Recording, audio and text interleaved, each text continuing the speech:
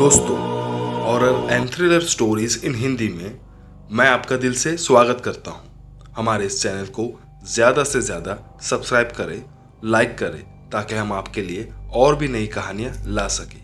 बढ़ते हैं कहानी की ओर। ये घटना सन 2001 की है। मेरा नाम मुरली है और मैं गवर्नमेंट हॉस्पिटल में एक एम्बुलेंस ड्राइवर था। 5 साल से मैं एम्बुलेंस चला रहा था। अक्सर जो लोग एक्सीडेंट में मारे जाते थे, मैं उन लोगों की लाशों को पोस्टमार्टम के लिए हॉस्पिटल ले जाना का काम करता था।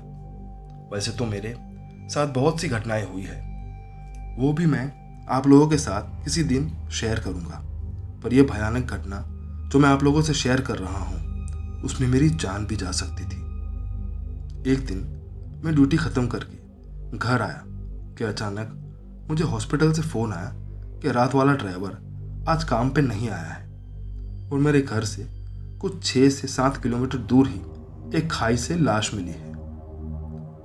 उसे हॉस्पिटल ले जाना है। मैं बहुत थका हुआ था, पर फिर भी मैंने कहा ठीक है, मैं लाश को हॉस्पिटल पहुंचा दूंगा। मेरी वाइफ बस खाना लगा ही रही थी कि मैंने उसे बोला हॉस्पिटल से फ़ोन आया है, अर्जेंट जाना पड़ेगा।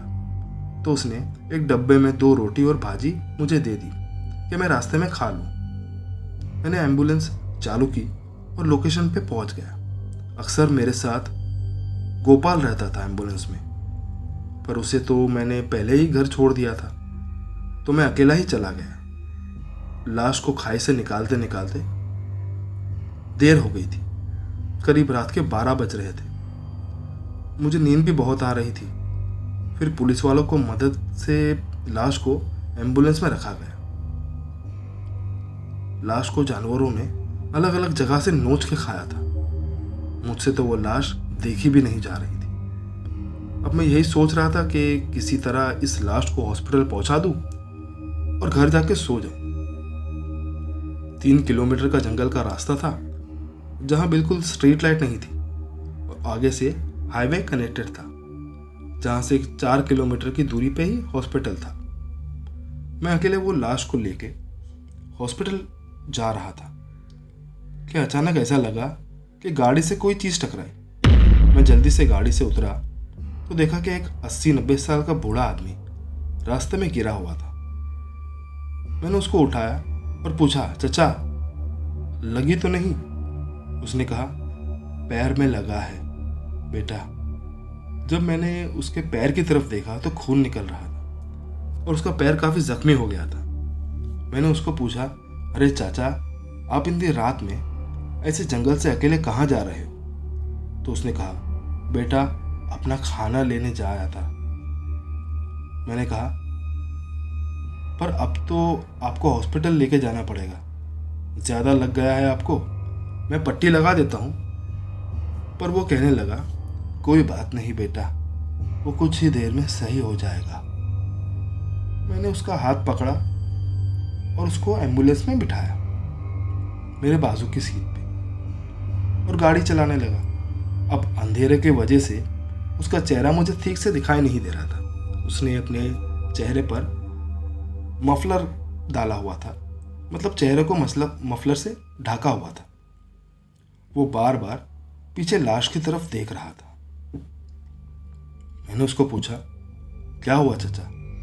तो उसने कहा कि कुछ नहीं बेटा, बस थोड़ी भूख लगी है। तो मैंने कहा कि हॉस्पिटल पहुंच के खा लेना, मेरा टिफ़िन तो खाली है। जो मेरी बीवी ने गरम गरम रोटियां दी थी वो मैंने खा ली। तो उसने कहा, मैं गरम खाना नहीं खा सकता, गरम खाना बहुत ज़्यादा छटपटाता है। मेरे बच्चों को गरम खाना पसंद है, वो अच्छे से उसे पकड़ के खाते हैं। मैं तो बूढ़ा हो गया हूँ, पकड़ नहीं पाता। जवानी में बहुत गर्म और ताज़ा खाना खाया है मैंने कहा, चाचा मैं आपकी बात समझा नहीं कि आप क्या कहना चाह रहे हैं। फिर मैंने कहा, पर अक्सर लोगों को गर्म खाना ही पसंद आता है। फिर उसने कहा, तेरा खून तो बहुत गर्म लग रहा है। इस पर मुझे थोड़ा अजीब लगा। मैंने कोई जवाब नहीं दिया। फिर उसने बोला, देख, खून बंद हो गया। मैंने कहा था ना तुझे, थोड़ी देर में सही हो जाएगा मेरा पैर।